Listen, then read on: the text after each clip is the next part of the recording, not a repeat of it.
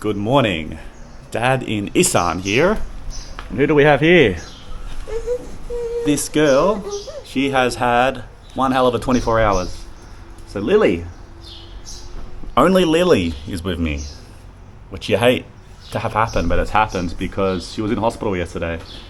So first of all, I just want to say thank you to, the Thai family, the aunt and the grandma who, did a great job with Lily, who was unwell yesterday. So, I was doing my work and just got a message probably around 3 p.m. saying she's been sick all day with a bit of a fever and she's refusing to eat and drink.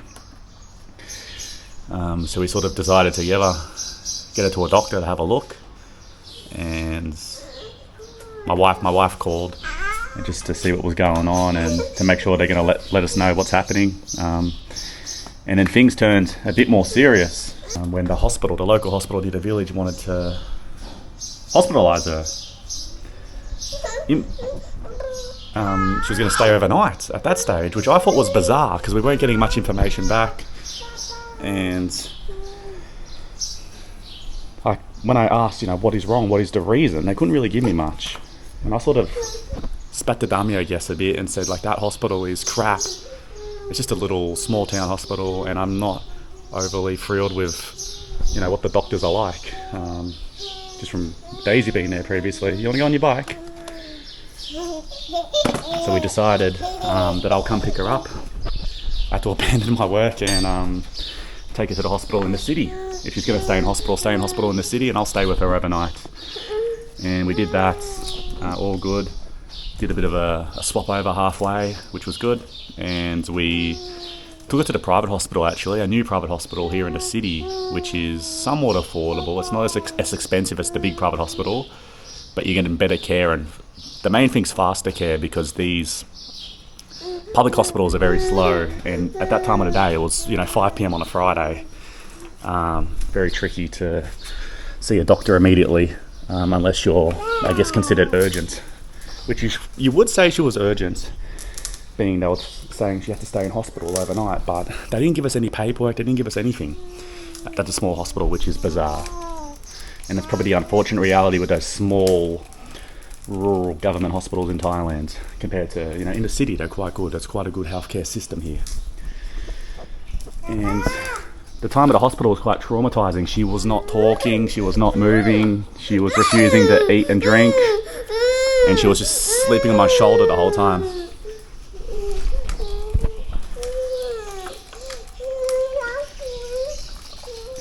And as you can see now, she's doing quite well. Okay, we came inside because she wanted to ride the bike in the sun, and I didn't let her, and she had a bit of a tantrum. So she's doing quite well, if she wants to ride the bike, compared to last night. So the hospital, they did blood checks, they checked for influenza, they checked everything, and they could not find anything. And they said, if you want, you can stay in hospital, but if not, you can take her home, which was a bit of a surprise. And I said, well, why would we leave her in hospital if you don't even know what's wrong with her? First I said, you're the doctor, you should tell me what to do. But with the private hospitals, there's a bit of business in it as well. They're in the money-making business, aren't they? Like everyone. So you got to sort of make a decision there. So I said, well, I thought internally that if I go to take her home and she's under risk, they're going to stop me. So I said, we'll take her home. And that was fine. They gave us medicine, so we've got a lot of medicine to give her, which is not pleasant. She doesn't want to take it, but, we get it done. And she's doing a lot better. So she had a huge fever yesterday, 39 degrees. And today she's fine. Strong. And took her home. She slept well. She ate food finally. So I got her to eat food. And she drank a lot of water. So something just clicked. Maybe she got past, a yucky stage of her illness while at the hospital. It was a bit traumatizing. 4 nurses holding her down and they're telling me to leave the room. And I'm not leaving the room. She's my daughter. So I stayed there and she could look at me and I was talking to her and comforting her.